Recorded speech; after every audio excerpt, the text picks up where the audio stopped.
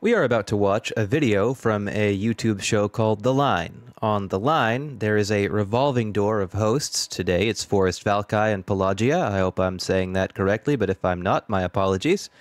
And religious people and non-religious people call in to talk about religion and I guess whatever. Today, it's a video called Theist Asks Why Religion and Transgender Identity Aren't Treated the Same. I found it to be a very insightful discussion. And I thought I would add my own thoughts and hear what everybody has to say. If people from The Line have a problem with my doing this video, feel free to contact me. I will take it down, but I hope we can all get along. So let's check it out. Let's see what everybody has to say. It's Andrew, pronouns he, him, from Florida, who is a theist, who has a position that it sounds like to me he has not thought about. Because this sounds like something that just popped into somebody's head. He says, why do theists need evidence for their subjective experience, while the transgender community does not need evidence for their subjective experience? That's a double standard. Here's the thing. When a Christian comes up to me and says, I am a Christian, I don't say, well, no, you're not. I tend to assume that they're telling me the truth. They are a Christian. Same for Muslims or Jewish people or anybody else. You are what you say you are to me. And I respond that way about trans people too. If a person comes up to me and says, I am a trans woman, I say, well, great, fantastic. I am a trans man? Great, fantastic, sounds good to me. I don't tend to really question what people say they are, and I may not agree with, for example, Christians on religion and those sorts of things, but I am not about to tell them that they are not Christian because I disagree with Christianity. Likewise, you should probably behave the same way to trans people. Just saying. But let's continue. Andrew, you're on the line. How are you doing today? Hello, good. Yourself? I'm real good. So I was good until now. We'll see how it goes. I like how the guest opened with good. I have never heard that before. It may be common on this channel or not, but that's a very cool way to open, dude. As I said a second ago, this sounds like something that really hasn't been thought out. And I don't mean that in a super shitty way, but I mean it in a little bit of a shitty way. Because that's obviously, I don't know, just please explain your point and then we'll go from there. Yeah. Okay, so atheists deny people's religious experiences. They say, you don't have any evidence. Therefore, what you believe is wrong. But if religious people... Were you listening? Okay, before they go on here, I just want to point out that I do not deny for a second that religious people have religious experiences.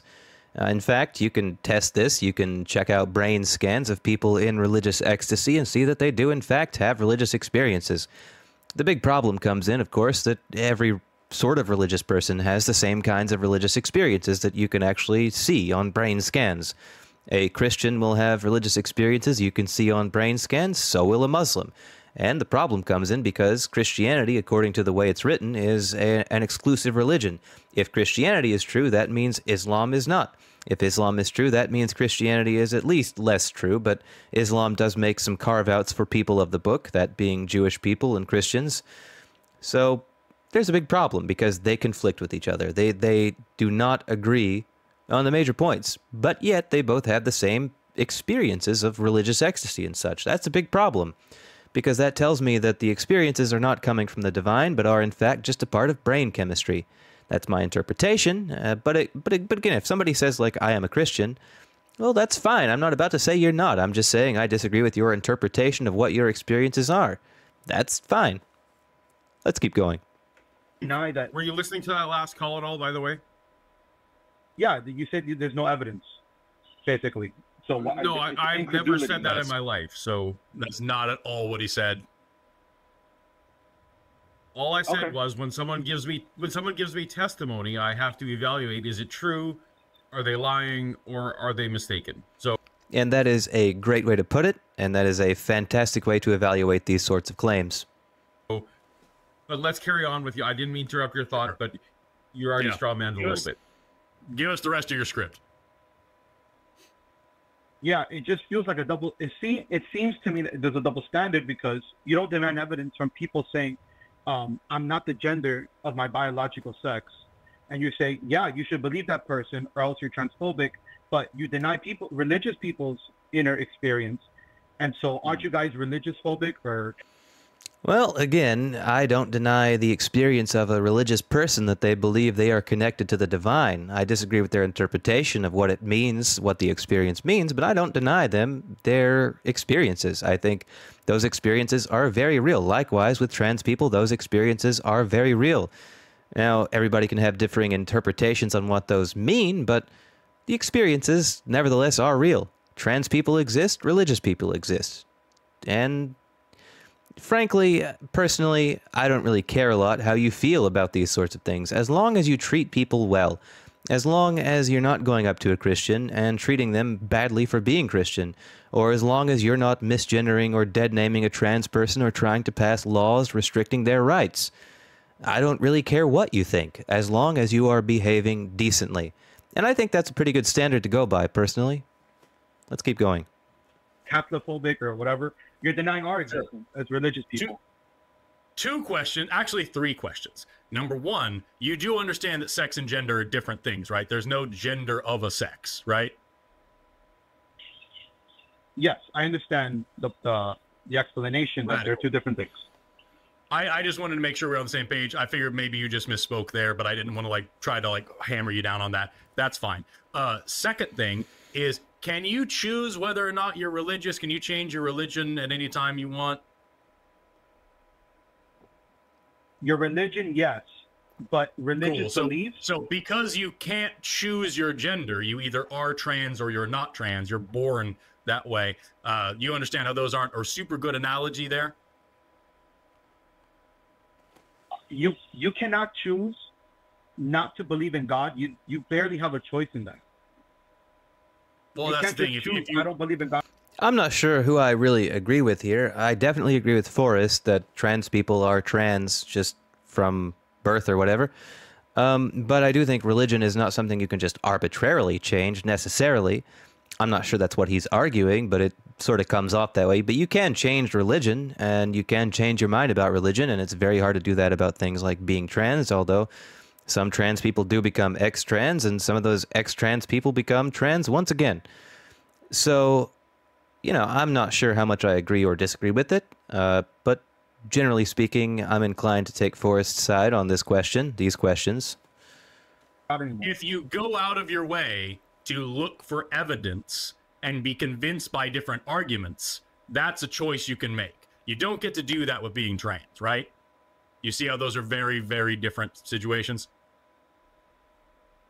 Yes, they are different situations. Right. But okay. And then finally, the third thing that I have to ask you is, you understand that being trans is an actual real thing that's recognized by every major medical association, right? This is a very important point because when it comes down to it, aside from a person saying, I am a Christian, you can't really do very many studies to determine whether a person actually is Christian. What does it mean to be a Christian? Does a Christian have to go to church? Does a Christian have to pray? Does a Christian have to be seen praying? Does a Christian have to do stuff with the rosary? Does the Christian have to go to confession? How exactly can you judge whether a person is Christian or not? Well, usually it's by what they say. Sometimes it's how they act. But there are people who don't act like Christians that believe they are Christians. So I'm inclined to believe they are. With trans people, of course, there are various ways you can determine whether someone's trans or not. But in a lot of cases, it's going to come down to self-identification. And again, I'm inclined to believe people when they say they're trans. Like, why wouldn't I believe that? What's the point of saying, well, no, you're not? Who am I to make that judgment? Likewise with religious people. Who am I to make that judgment? But let's keep going. Right. Every major medical association, the American Medical Association, the American Psychiatric Association, they understand what it is to be trans. That is an actual thing that happens in someone's brain, and that's a thing that we can actually study and diagnose. And there's actually a way that we make sure those people are taken care of. We can improve their mental and physical health outcomes just by taking care of them, right? Do you understand how that's very different? Forrest is correct. He is completely right here. Than being religious, which is not a actual, testable, quantifiable, scientific thing. That's just you believing in a religion. Okay. Actually, yes. Yes, it is studied by neuroscience. Religion is, or trans people are? religious experiences, and We'll why the get there. brain believes in God is We'll studied get there. by science. Hold on a And it is second. a religious- Wait a second. I'm not sure exactly why this guy is holding on so dearly to this idea that people are denying religious experiences are a thing that happens altogether, because neither of these guys have done that. But this caller doesn't seem to be understanding that it's just the interpretation that's up for question, because you can use neuroscience to determine what somebody is feeling when it comes to religion, but you can't really use neuroscience to determine which religion is therefore correct. If they all share the same sorts of experience, even if they show up a little bit differently, that's not enough to tell you which one is correct. So if you're going to assume one of them is correct, you kind of have to just pick one. There's no way to really tell from that. Brain scans are not going to be a reliable indicator of the correct religion, just that a person has religious experiences. That's all you can say, and really that's enough to say that they exist, but you can't really put more meaning than that in there. So I don't understand why he's not understanding this. Maybe there's some communication problem. Let's see if it gets resolved. I'm going to try not to use too much of this clip, though. It is their video, you know. I'm going to cut you. I'm just making sure we understand here that psychology and medicine are actual sciences, and trans people are taken care of and studied and understood by those sciences. And that's very different. I agree with that. When people call in, when people call into this show and say, I saw Jesus in a piece of toast, and therefore I know he's real. That's a very different situation, right?